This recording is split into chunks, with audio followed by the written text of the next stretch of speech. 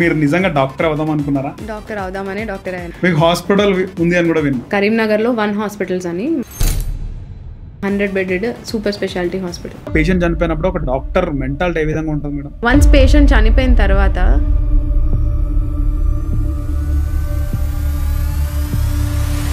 అది డాక్టరే చెయ్యాలి కూడా. మీది లవ్ మ్యారేజ్ అని విన్నాం. అది ఒక పెద్ద డెస్టినీ అనుకుంటారండి. నేను like Arjun Reddy story. Arjun Reddy story కంటే బాగుంటది వినండి. మా mother assistant commissioner government examination. ఎవరు తొందర పెట్టారు, మీరా లైఫ్ లాంగ్ ఉంటుందా లవ్? ఎక్స్పైర్ అవుతుందా పెళ్ళి అంటారు? తగ్గుతుందండి డెఫినెట్ గా. ఎట్లా తెలుస్తుంది మీకు లవ్ తగ్గింది? ఎట్లా తెలుస్తుంది అంటే ఏం చెప్తారు మేడం మీ డివోర్స్ పైన? డాక్టర్ హ్యాపీగా లేకపోతే డివోర్స్ తీసుకోవచ్చండి. డాక్టర్ గా బాగా భయపడిన సందర్భాలు? ఒక టేబుల్ మీద క్యాడావర్ అంటాం మేము, డెడ్ బాడీ అనం.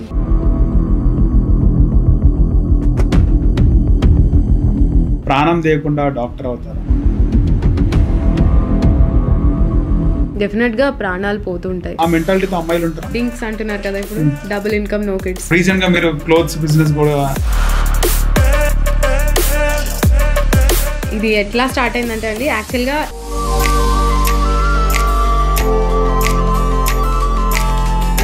చాలా బాగుంది, అందరు అడిగారు. సో ప్రైజెస్ ఎలా ఉంటాయి? స్టార్టింగ్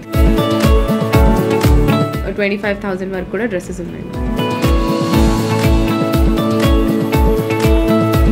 చాలా వరకు ఆన్లైన్ షాపింగ్స్ ఉన్నాయి, కానీ మీ myapparel.in ఎందుకు చూస్ చేసుకోవాలంటే ఏం? మెయిన్ రీజన్ మాది కంఫర్ట్.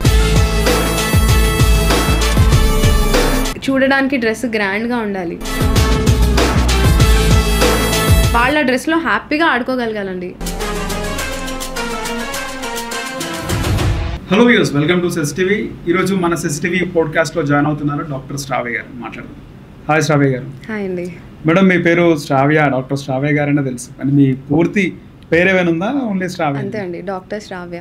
చాలా మంది డాక్టర్ అవుదామని యాక్టర్ అవుతూ ఉంటారు, ఇలాంటివి చెప్తూ ఉంటారు. సో మీరు నిజంగా డాక్టర్ అవుదాం అనుకున్నారా? డాక్టర్ అవుదామని డాక్టర్ అయ్యాను. ఎప్పుడు ఏ ఏజ్లో అనుకున్నారు డాక్టర్ అవ్వాలని? నేను అరౌండ్ 7th క్లాస్లో ఉన్నప్పుడు, యాక్చువల్లీ మా డాడీ కొంచెం సిక్ ఉండే. ఓకే. నైట్ మా మమ్మీ హాస్పిటల్కి తీసుకెళ్ళడానికి అది ఇబ్బంది పడినప్పుడు, అప్పుడు ఫస్ట్ ట్రిగర్ అనమాట నాది, ఇంట్లో ఒక డాక్టర్ ఉండాలి, అదే మా డాడీ నేనే చూసుకోవాలి అన్నట్టు అప్పుడు స్టార్ట్ అయింది. సో మీరు డాక్టర్ అవ్వాలని అనుకున్నప్పుడు వేరే వాళ్ళకి షేర్ చేసుకున్నారు, లైక్ ఫ్యామిలీ మెంబర్స్, వాళ్ళ రియాక్షన్ ఏంది? ఇనీషియల్గా అయితే అందరూ డాక్టర్ అంటే చాలా లాంగ్ చదువుకోవాలి, ఎక్కువ రోజులు ఎక్కువ ఇయర్స్ చదువుకోవాలి, వెంటనే సెటిల్మెంట్ ఉండదు, ఇది ఫస్ట్. తర్వాత నేను కన్విన్స్ చేయడం స్టార్ట్ చేశాను, లేదు I want to be a doctor. అందరికీ ఏం భయం ఉంటుందంటే బైపీసీలో ఒకసారి జాయిన్ అయితే డాక్టర్ కాకుండా వేరే స్ట్రీమ్లోకి వెళ్ళలేరు.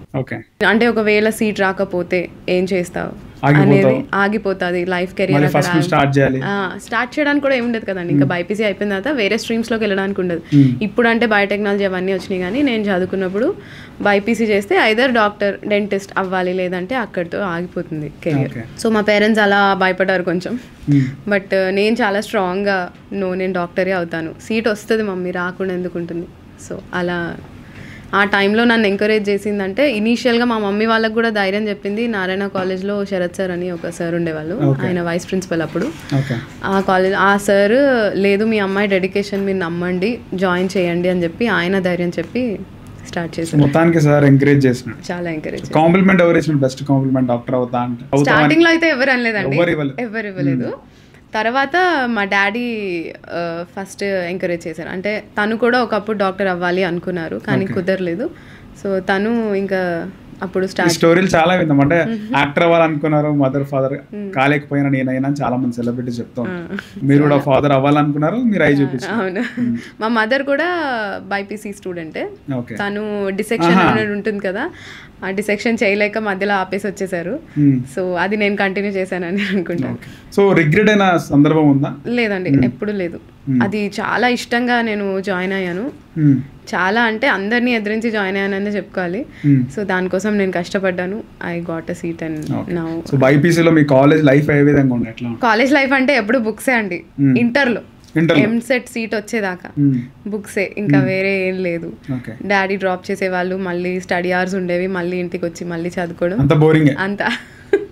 అప్పుడు బోరింగ్ అనిపించలేదు, కానీ ఈ సీట్ రాకపోతే ఇక్కడతో మళ్ళీ ముందుకు వెళ్ళలేము అనుకున్న అదొకటి బాగా మైండ్లో స్ట్రాంగ్గా ఉండింది కాబట్టి అప్పుడు ఎంజాయ్మెంట్ అంటే తక్కువ. కానీ మీ పక్కన సిఇసి వాళ్ళు ఎంపీసీ వాళ్ళందరూ ఎంజాయ్ చేస్తారు. ఎంపీసీ వాళ్ళు ఎంజాయ్ చేసేవాళ్ళు, ఎంపీసీ వాళ్ళు కూడా ఎంజాయ్ చేస్తుంటారు, బంక్స్ కొడతారు.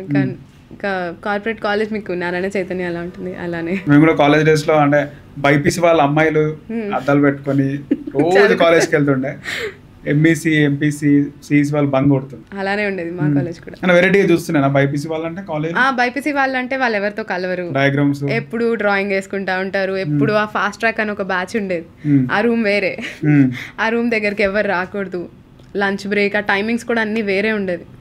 సో మేము ఎవరితోటి కలవకపోయే వాళ్ళం, అదొక వేరే ప్రపంచం అంతే. మీకు హాస్పిటల్ ఉంది అని కూడా విన్నా.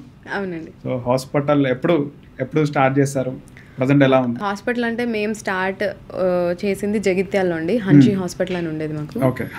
హన్షి నేను మా హస్బెండ్ స్టార్ట్ చేసాము హాస్పిటల్. చెప్పాలంటే కోవిడ్ తర్వాత అందరి లైఫ్స్ మారినాయి, మాది కూడా మారింది. ఆ టైంలో చాలా స్ట్రగుల్ అయ్యాము, బట్ ఇప్పుడు చాలా బెటర్గా ఉన్నామని చెప్పాలి. సో హన్షి నడుస్తున్నప్పుడు జగిత్యాల అనమాట, జగిత్యాల హన్షి ఉండి మా పిల్లల స్కూల్ కోసం నేను హైదరాబాద్ మూవ్ అవ్వాల్సి వచ్చింది. సో మా హస్బెండ్ అప్ అండ్ డౌన్ చేసేవాళ్ళు, నేను అప్ అండ్ డౌన్, చిన్న పిల్లలు ఫ్రమ్ హైదరాబాద్ ఎవ్రీ వీకెండ్, చిన్న పిల్లలు. సో అలా మనము ఇంకొంచెం దగ్గరకి మూవ్ అవ్వాలి హైదరాబాద్కి అని చెప్పి అప్పుడు హన్షి నుంచి కరీంనగర్ షిఫ్ట్ అయ్యాము. నోవా హాస్పిటల్ అని ఒకటి స్టార్ట్ చేసాం. సో నోవా హాస్పిటల్ స్టార్ట్ చేసిన తర్వాత ఇమీడియట్లీ కోవిడ్ స్టార్ట్ అయింది.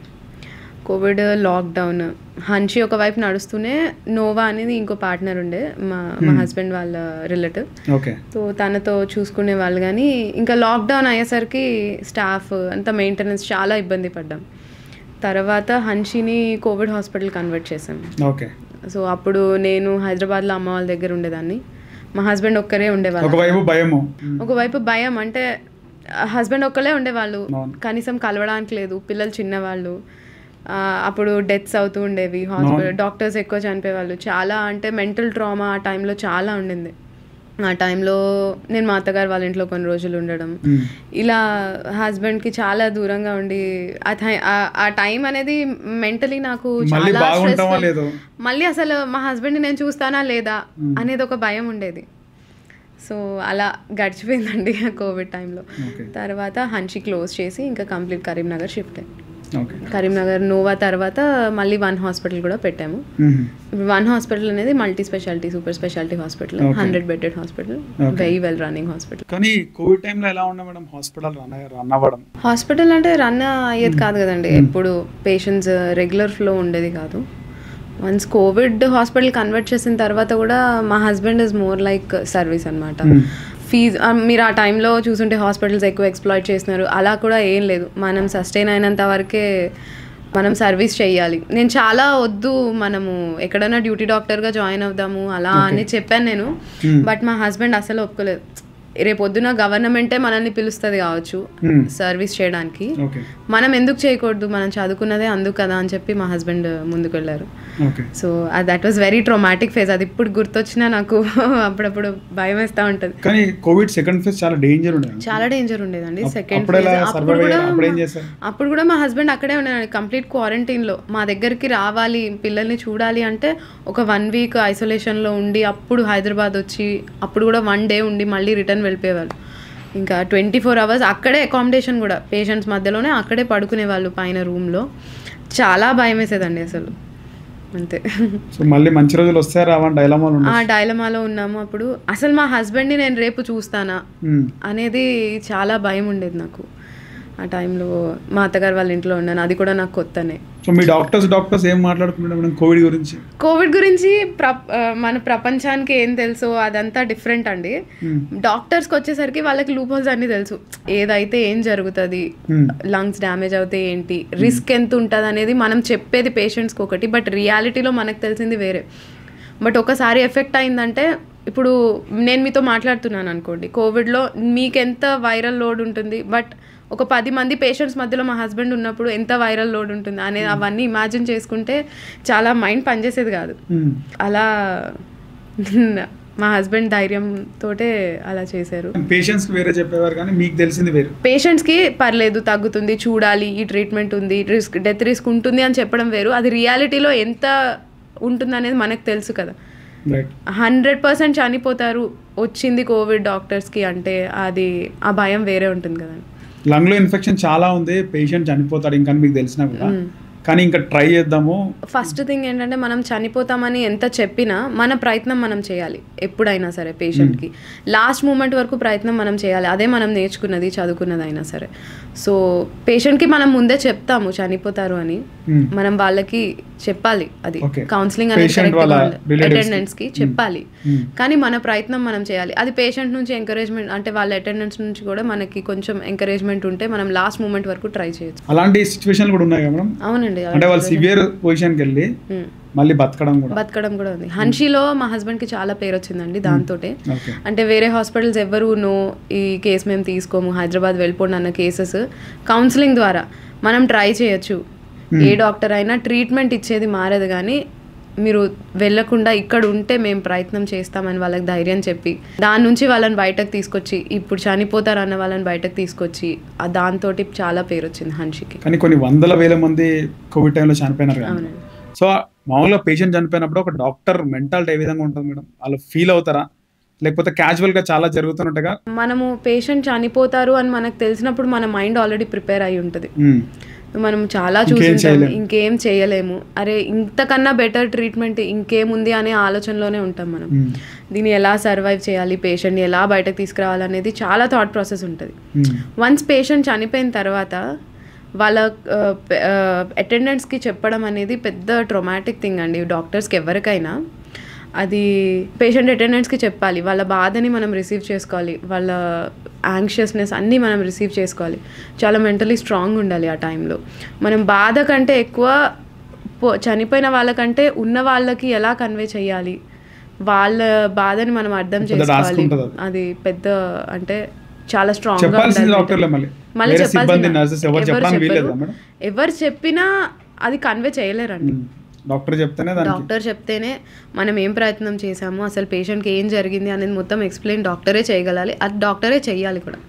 సో అది మెంటలీ చాలా స్ట్రాంగ్ ఉండాలి. దానికి చాలా వరకు కూడా చెప్పడానికి ఉంటుందండి. బాధ ఎందుకు ఉండదు? కళ్ళ ముందు ప్రాణం పోయినప్పుడు బాధ ఎవరికైనా ఉంటుంది. బట్ చనిపోయిన వాళ్ళు కాకుండా మన ఉన్న వాళ్ళకి చెప్పడం అనేది మెంటలీ చాలా స్ట్రాంగ్ ఉండాలి. సో మీరు ఇవన్నీ చేయడానికి హాస్పిటల్ రన్ చేయడానికి ఫ్యామిలీ సపోర్ట్ ఎలా ఉంది? మీ హస్బెండ్ సపోర్ట్ ఎట్లా ఉంది? నేను ఇన్ని ఫీల్డ్స్లో ఉన్నా అంటే అది మా ఫ్యామిలీ అండ్ మా హస్బెండే అండి. దేనికి కూడా నో చెప్పకుండా చేయొచ్చు, మీరు చేయాలి అని ఎంకరేజ్మెంట్ ఉంటుంది. సో హాస్పిటల్ కూడా నేను పిల్లల్ని అక్కడ కాదు మహేష్ హైదరాబాద్లో చదివిద్దాం అన్నప్పుడు కూడా మా హస్బెండ్ నో చెప్పలేదు. దానికి ఫ్యామిలీ డిస్టర్బ్ అవుతుంది కదా అని కూడా ఏం లేదు, వెళ్ళు మనం మేనేజ్ చేద్దాం, పిల్లలు చదువు ఇంపార్టెంట్. అక్కడ నుంచి ఏదైనా సరే పిల్లలు ఈవెంట్స్ కానివ్వండి, వాళ్ళ ఎక్స్ట్రా కరిక్యులర్ యాక్టివిటీస్ ఏదైనా మా హస్బెండ్ సపోర్ట్ ఉంటుంది. నేను ఎక్కడికైనా వెళ్ళాలన్నా ఈ కోవిడ్ టైంలో నేను కాస్మెటాలజీ కోర్స్ కూడా చేశాను. ఆ టైంలో కూడా మా హస్బెండ్ సపోర్ట్ ఉండింది. పిల్లల్ని మా మమ్మీ వాళ్ళు చూసుకుంటారు, సో తను హాస్పిటల్ మేనేజ్ చేస్తూ నన్ను పంపించేవాళ్ళు స్టడీస్కి. మీది లవ్ మ్యారేజ్ అని విన్నాం. అవునండి. నిజంగా కాలేజ్ డేస్లో చదువుకోవడం ప్రాక్టీస్ చేయడం ఇవే సరిపోతుంది. ఆ టైంలో ఎట్లా అసలు ఎట్లా లవ్ చేస్తున్నారు? అది ఒక పెద్ద డెస్టినీ అనుకుంటారండి. నేను లైక్ అర్జున్ రెడ్డి స్టోరీ కంటే బాగుంటుంది, వినండి. మా mother assistant commissioner government examinations, తను హైదరాబాద్లో వర్క్ చేసేది. నేను కరీంనగర్లో ప్రతిమ మెడికల్ కాలేజ్లో చదివాను, హాస్టల్లో ఉండేదాన్ని.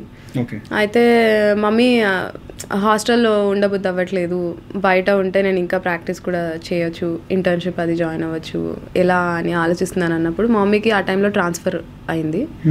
తనకి వరంగల్ వేరే వేరే ప్లేసెస్ వస్తే వాళ్ళ ఫ్రెండ్స్ని రిక్వెస్ట్ చేసుకొని మ్యూచువల్ ఎక్స్చేంజ్ చేసుకొని తను కరీంనగర్ వచ్చారు.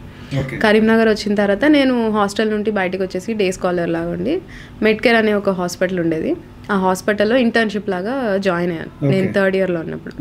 అక్కడ మా హస్బెండ్ డిఎంఓ, సో అక్కడ ఫస్ట్ పరిచయం అయిందనమాట మనకి.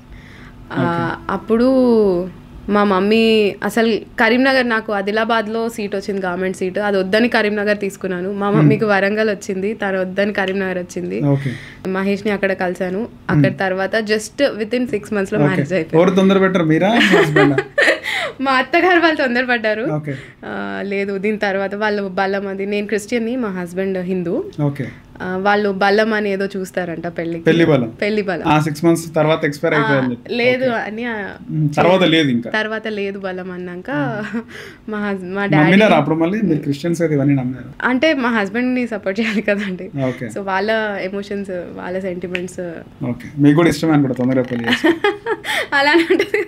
సో వాళ్ళు కాల్ చేసినప్పుడు మా ఫాదర్ ఓకే చేసేద్దాము అని చాలా చెప్పి నీట్గా ఒప్పుకున్నారు. అంటే మా మదర్ ఆల్రెడీ మహేష్ తోటి మాట్లాడడాము అలా. ఓకే సో మా మదర్కి ఆల్రెడీ చాలా మెచ్యూర్ గా ఆలోచించారు మీ పేరెంట్స్. మా పేరెంట్స్ని నేను చాలా థ్యాంక్ చేయాలి, నన్ను నమ్మినందుకు, మహేష్ని నమ్మినందుకు. ఎందుకంటే అప్పుడు నేను ఒక స్టూడెంట్ని, 3rd year స్టూడెంట్. ఓకే మహేష్కి కూడా అప్పుడు పీజీ లేదు, జస్ట్ ఒక డిఎంఓ అంతే. బట్ మా పేరెంట్స్ నమ్మారు, ఓకే తను చూసుకుంటారు నేను బాగానే, హీఈస్ వర్త్ఫుల్ అని చెప్పి నమ్మారు.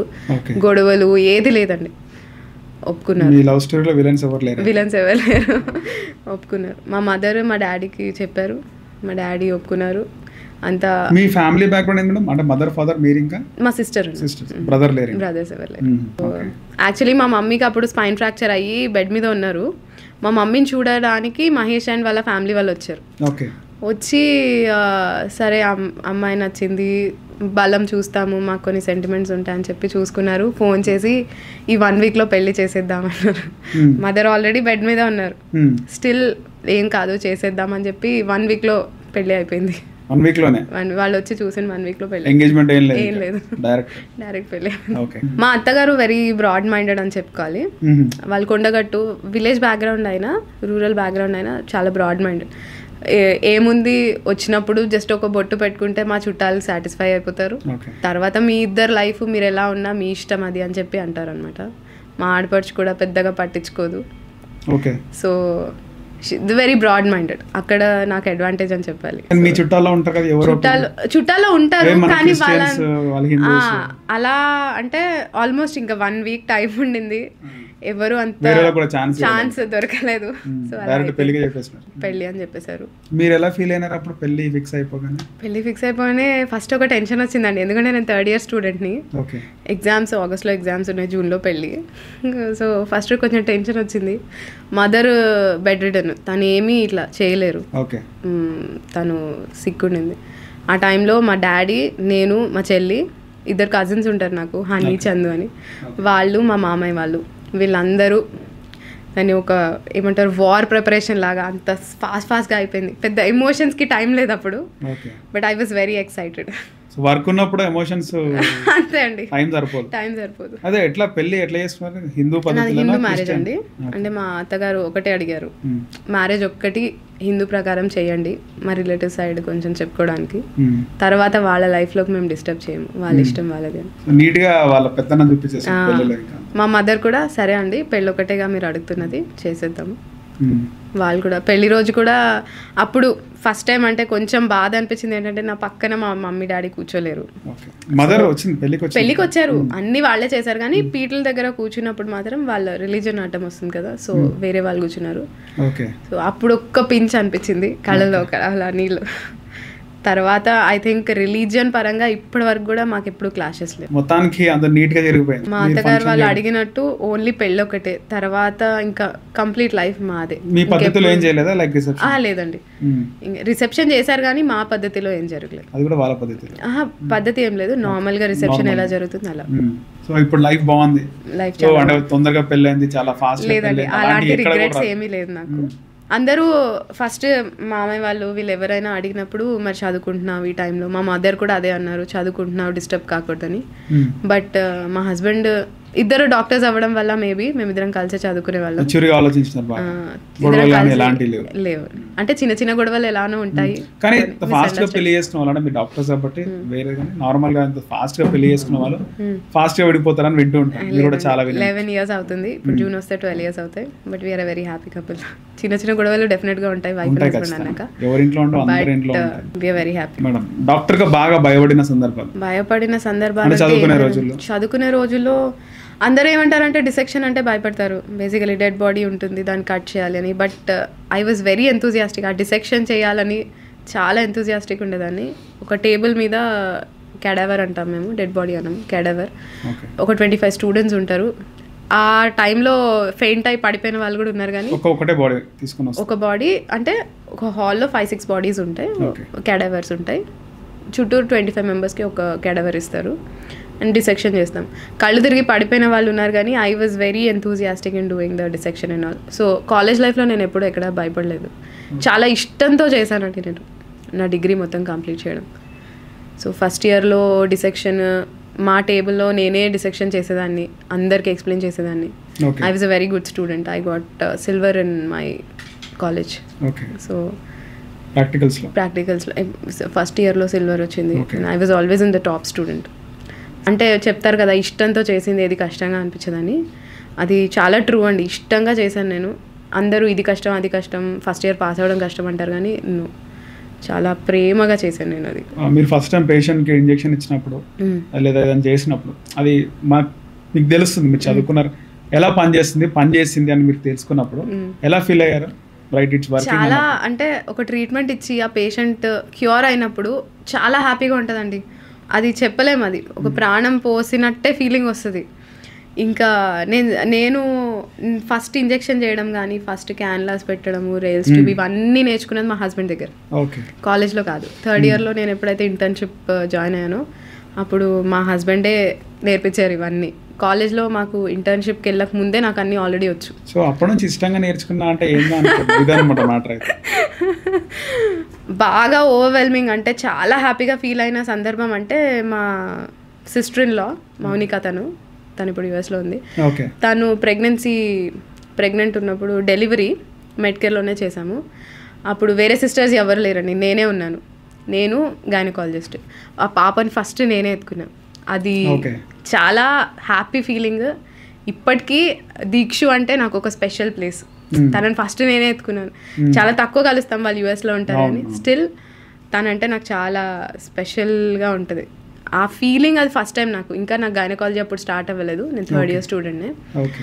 బట్ ఫస్ట్ టైం అలా బ్లడ్ ఇట్లా చుట్టి ఉన్న బేబీని తీసుకోవడం, that's a very happiest moment in my life. అది ఎక్స్ప్రెస్ చేయలేము. అయితే మీరు ఇంజెక్షన్ ఇచ్చిన మామూలుగా కొంతమందికి ఎమర్జెన్సీ పెయిన్ ఉంటుంది, స్టమక్ పెయిన్ ఉంటుంది లేడీస్కి. ఇంజెక్షన్ ఇవ్వగానే 5 minutes లో వాళ్ళు తగ్గిపోవడం, అలా ఫస్ట్ టైం మీ ఎక్స్పీరియన్స్ చెప్పండి ఒకసారి. ఫస్ట్ టైం ఎక్స్పీరియన్స్ అంటే ఇంట్లోనే అండి, అది ఇంట్లోనే మా ఫాదర్కి బాగాలేనప్పుడు నార్మల్ ట్యాబ్లెట్, ఇంజెక్షన్ వరకు కూడా కాదు, ట్యాబ్లెట్ ఇచ్చిన 10-15 minutesకి ఆయన సఫరింగ్ తగ్గిపోతే చాలా హ్యాపీ అండి. ఒక డాక్టర్గా నేను అయిందే మా ఫ్యామిలీ కోసం. ఫస్ట్ మూమెంట్, ఫస్ట్ ట్రీట్మెంట్ మా డాడీకి ఇచ్చాను నేను, and I was very happy for that. ఆ రిలీఫ్ వచ్చినప్పుడు ఏదో జీవితంలో సాధించినట్టు ఒక ఫీలింగ్ ఉంటుంది. చాలా మంది అమ్మాయిలు ఈ మెడికల్ ఫీల్డ్ ఎంచుకుంటూ ఉంటారు. ఎందుకు మేడం ఎక్కువగా మెడికల్ ఫీల్డ్? మేబీ అంటే లైక్ డాక్టర్సే కాకుండా నర్సెస్ రకరకాలు ఉంటాయి. సర్వీస్ ఓరియంటెడ్ ఉంటారండి అమ్మాయిలు ఎప్పుడు, ఇంట్లో సర్వీస్ చేయడం కానీ ఏదైనా. సో మేబీ వాళ్ళకి అది ప్యాషన్ నచ్చుతుందేమో, they can do it better maybe. చాలా వరకు కూడా జంతువులను ప్రేమిస్తూ ఉంటారు, అంటే వాళ్ళు రెగ్యులర్ డాక్టర్స్ కాకుండా వెటర్నరీ తీసుకుంటుంటారు. దానిలో పోటీ కూడా తక్కువ ఉంటుంది వెటర్నరీ. సో లైక్ మీ రిలేటివ్స్ కానీ మీ ఫ్యామిలీస్లో అలా తీసుకున్న వాళ్ళు ఉన్నారా కోర్సెస్? మీరు ఏమైనా అలాంటివి సజెస్ట్ చేశారా? ఉన్నారండి. నన్ను ఒకసారి నేను ఎంబీబీఎస్ సీట్ వచ్చిన తర్వాత నన్ను ఇన్స్పిరేషన్గా తీసుకొని నా రిలేటివ్స్ చాలామంది బైపీసీ తీసుకున్నారు. ఇప్పుడు వాళ్ళు ఇంకా చదువుకుంటున్నారు. అండ్ మా మదర్ వాళ్ళ ఫ్రెండ్స్లో కూడా కొంతమంది బైపీసీ తీసుకొని డాక్టర్ సీట్ తెచ్చుకున్న వాళ్ళు కూడా ఉన్నారు. చాలా వరకు అమ్మాయిలు పెట్ లవర్స్ ఉంటారు. వెటర్నరీ నాకు తెలిసిన వాళ్ళు ఎవరు లేరండి, బట్ ఫిజియోథెరపీ, డెంటల్ వీళ్ళు తీసుకునే వాళ్ళు ఉన్నారు. వెటర్నరీ ఎలా ఉంటుంది? వెటర్నరీ అంటే చాలా ప్యాషన్ కావాలండి దానికి. యానిమల్స్ని ట్రీట్ చేయడం అంటే అవి మనం చెప్పినట్టు వినం, వాటిని ప్రేమగా చూసుకుంటూ ట్రీట్మెంట్ ఇవ్వడం అంటే చాలా ప్యాషన్ కావాలి. సో డెడ్ బాడీ గురించి ఇంతమందికి చెప్పారు ప్రాక్టికల్స్ అప్పుడు, డెడ్ బాడీ గురించి. సో డెడ్ బాడీ మీరు ఫస్ట్ టైం నేర్చుకునేటప్పుడు చాలా మంది పడిపోయారన్నారు. సో మీరు ఏమైనా భయపడ్డ సందర్భాలు ఉన్నాయా? చేసిన తర్వాత ఇంటికి వెళ్ళినాక అదే మనకు రిమెంబర్ కావడం? లేదు. మా మమ్మీ వాళ్ళు అదే అంటుంటారు, డిసెక్షన్ చేసి వచ్చావు చేతులు కడుకో అది. యాక్చువల్గా చెప్పాలంటే వన్స్ దాంట్లో మునిగిపోయిన తర్వాత అది ఒక క్యాడావర్ అని కానీ it is infective A mind ఉండదు.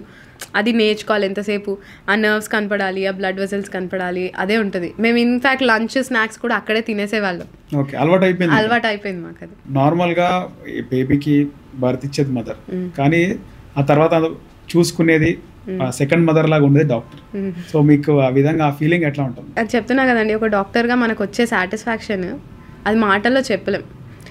ఎలా అంటే ఒక పేషెంట్ క్యూర్ అయినప్పుడు, నేను కొన్ని రోజులు డయాబెటాలజీ ప్రాక్టీస్ కూడా చేశాను.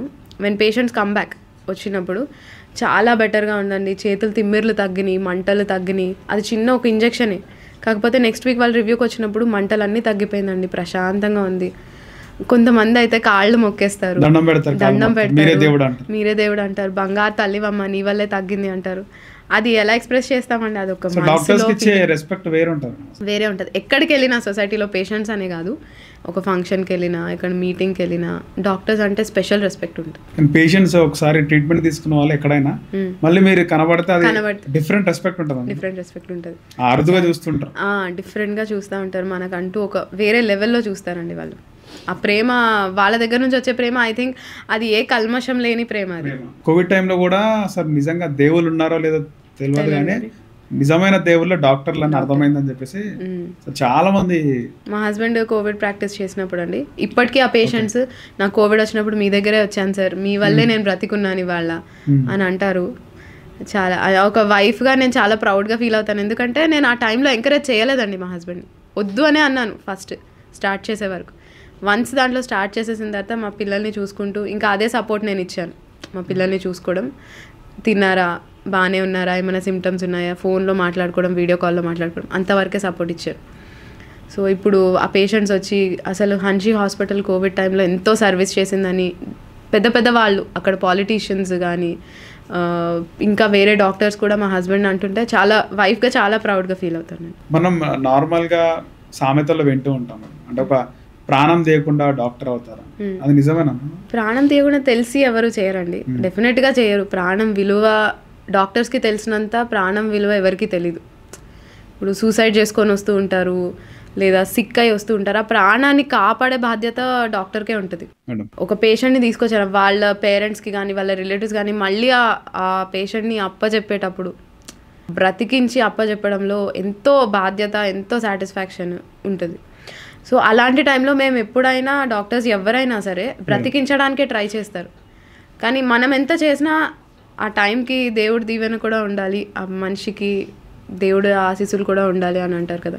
సో కావాలని అయితే ఎవరు చేయరు, బట్ డెఫినెట్గా ప్రాణాలు పోతూ ఉంటాయి. చాలా వరకు కూడా మేడం మీ దగ్గర ట్రీట్మెంట్ చేయించుకునేటప్పుడు, డాక్టర్స్ దగ్గర ట్రీట్మెంట్ అయ్యేటప్పుడు చాలా మంది ఒబెసిటీతో లావు ఉంటారు, దానివల్ల అనేక సమస్యలు వస్తుంటాయి. లావు ఉండడం వల్ల యాడ్ అవుతూ ఉంటాయి సమస్యలు. వాళ్ళకి ఏం చెప్తారు? రికవర్ అయిన తర్వాత మీరు ఫిట్నెస్ చేయాలి ఈ విధంగా చెప్తూ ఉంటారా? చెప్తామండి. నేను డయాబెటాలజీ చేసినప్పుడు ఒబెసిటీ మేనేజ్మెంట్ కోర్స్ కూడా చేశాను. ఓకే. సో నేను ఒక 10-15 ఒబేస్ పేషెంట్ని ట్రీట్ చేసి ఉంటాను. సో వాళ్ళు ఫస్ట్ బాగా ఒబేస్ ఉన్న వాళ్ళు ఫస్ట్ ప్రాబ్లం ఏంటంటే హెల్త్ ఇష్యూస్ కాదండి, వాళ్ళకి సైకలాజికల్గా చాలా ఇష్యూస్ ఉంటాయి. ఓకే. ఒకవేళ మనం సైకలాజికల్గా వాళ్ళని హెల్ప్ చేయగలిగితే వాళ్ళే మోటివేట్ అయ్యి వాళ్ళే వెయిట్ లాస్ అవుతారండి. నా దగ్గరకు ఒక పేషెంట్ వచ్చేది, యంగ్ ఫీమేల్, ఇంటర్ ఆ టైంలో. తన ప్రాబ్లం ఏంటంటే ఇంట్లో వాళ్ళు నన్ను ఏడిపిస్తున్నారు లావుగా ఉన్నామని. సో ఇంట్లో వాళ్ళు నువ్వు లావుగా ఉన్నావు, ఫంక్షన్స్కి రాకలే, ఈ డ్రెస్ నీకు సూట్ అవ్వదులే, ఈ టైప్లో బాగుండదు. సో మనము ఆ పేషెంట్కి మోరల్ సపోర్ట్ ఇచ్చి కొంచెం మోటివేట్ చేయగలిగితే మెడిసిన్స్ కంటే ఎక్కువ వాళ్ళే సెల్ఫ్గా వెయిట్ లాస్ అవుతారు అండ్ సగం ప్రాబ్లమ్స్ తగ్గిపోతాయి. చాలా వరకు కూడా వాళ్ళు వెయిట్ ఉంటారు, కానీ వాళ్ళకు ఒక సోమరితనం, తినగానే కూర్చోడం, ఎప్పుడు కూర్చోడం, పడుకోవడం, బెడ్ పైన లీన్ అయిపోవడం, మార్నింగ్ నుంచే చూస్తూ ఉంటాం చాలా మంది. సో వాళ్ళకి నార్మల్ గా ఈ సోమరితనం పోవాలంటే వాళ్ళకి మోటివేట్ చేసే మనుషులు ఉంటే, అలా కాకుండా ఏవైనా నార్మల్ గా ఈ మనకు సీడ్స్ ఉంటాయి రకరకాల, సో అవి ఎంతున్నా అండి, మెడిసిన్స్ కూడా ఉన్నాయి, వెయిట్ లాస్ మెడిసిన్స్ కూడా ఉన్నాయి. అంటే వెయిట్ లాస్ కాకుండా వాళ్ళు సొంతంగా వాళ్ళు వర్కౌట్ చేసేలాగా, పొద్దున్న వెళ్ళి జాగింగ్ చేసే మోటివేషనే కావాలండి. వాళ్ళకు కూడా లైఫ్లో ఏదో ఒక టైంలో అనిపిస్తుంది, అరే నేను వెయిట్ తగ్గాలి అని.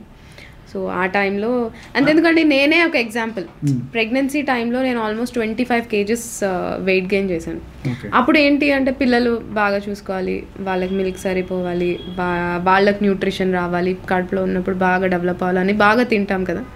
వన్స్ ప్రెగ్నెన్సీ తర్వాత పిల్లల బాధ్యత వల్ల ఏదో మనము ఫిట్నెస్ మీద కాన్సన్ట్రేట్ చేయలేము.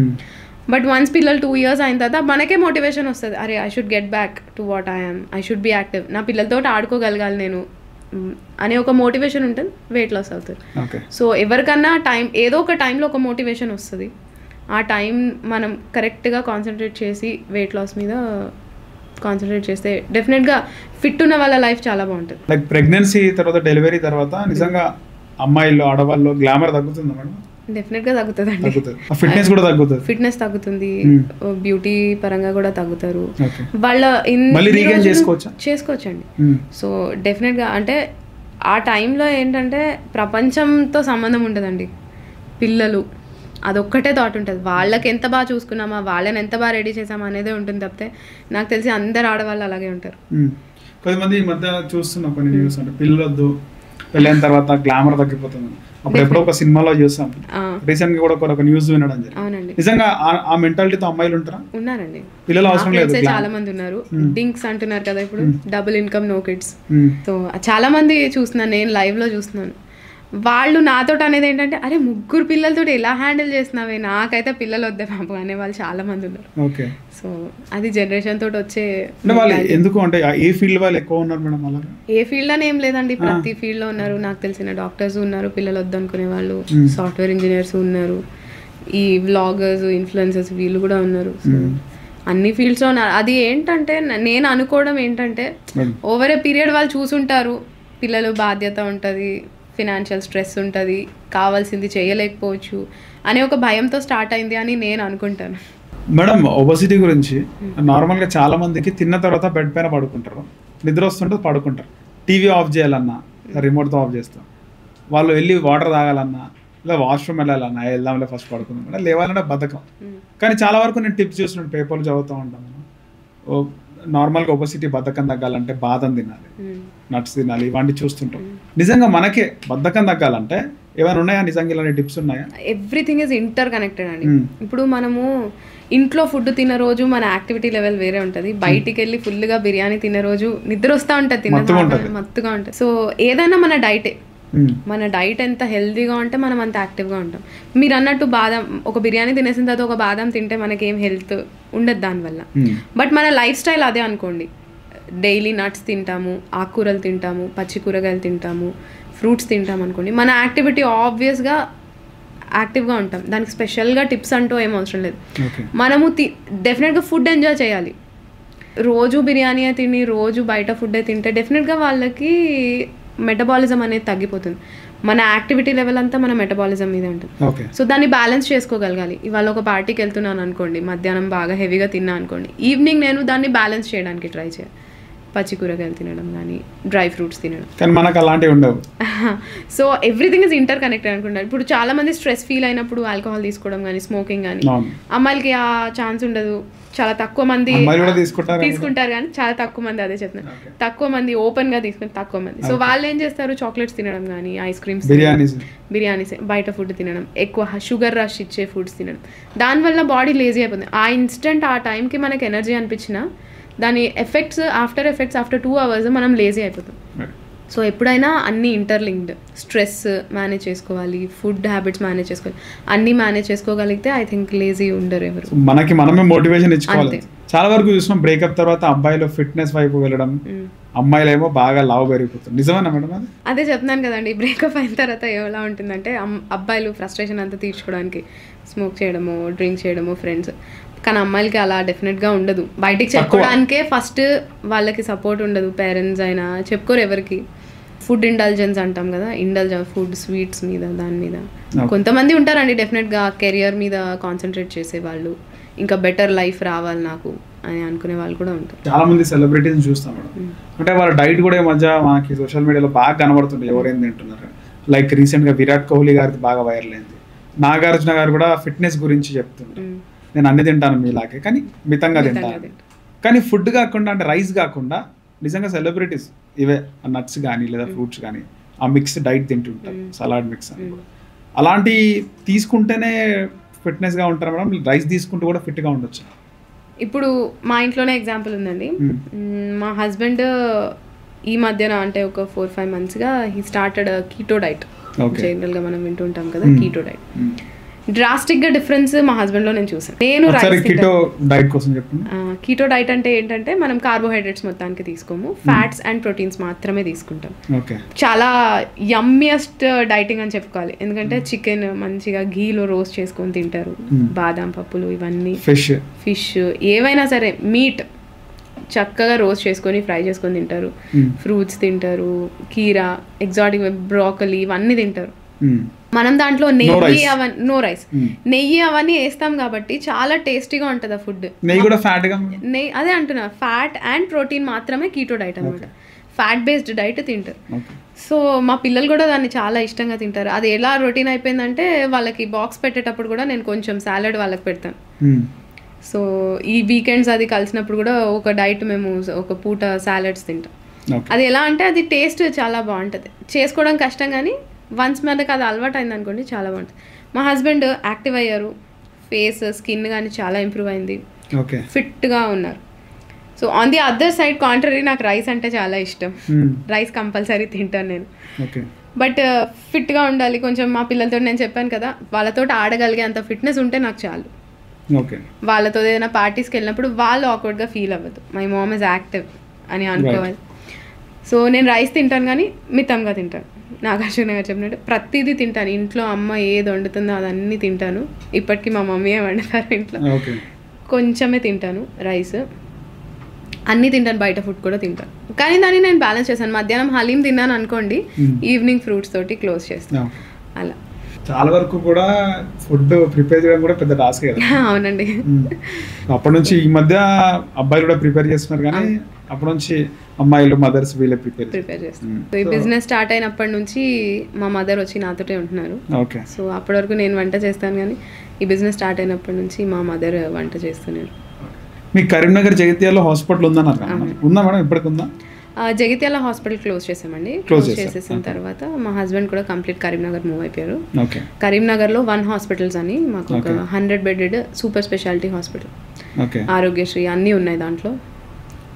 అన్ని ఇన్సూరెన్సెస్, మన ఈ సింగరేణి ఇవన్నీ స్కీమ్స్, హెల్త్ స్కీమ్స్ కూడా ఉన్నాయి. మా husband with some other partners చూసుకుంటారు. రీసెంట్గా మీరు క్లోత్స్ బిజినెస్ కూడా ఎంటర్ అయినారు. ఎట్లా ఉంది ఎంటర్‌ప్రెన్యూర్‌గా? వైపు డాక్టర్, మరోవైపు అంటే ఆడవాళ్ళు. మొన్న ఒక ఆయన కలిసారండి నన్ను.